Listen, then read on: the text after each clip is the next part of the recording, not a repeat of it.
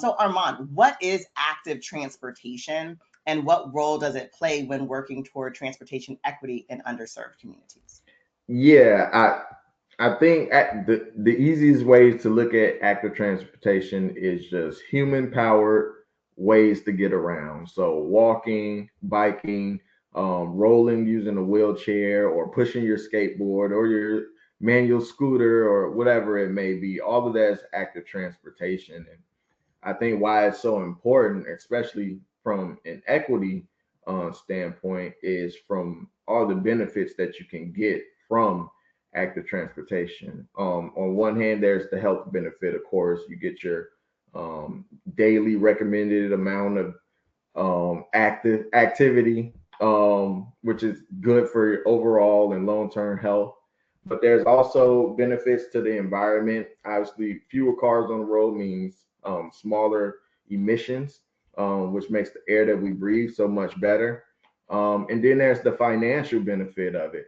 So for many families out there, you got the fact that owning a car is probably one of the largest, if not the largest, expense that an individual or a family can have. You got your the car note, you've got gas, you got maintenance on the car. You're paying all that to get to work, and then you get to work and you make enough to pay for the car. And it's like a big cycle that's really hard to break. And so, what active transportation is really about is how can we make it easier for people to not use cars and um, be able to walk and bike to the places they need to go, whether that's work, whether that's school, church, or the grocery store, or whatever it may be.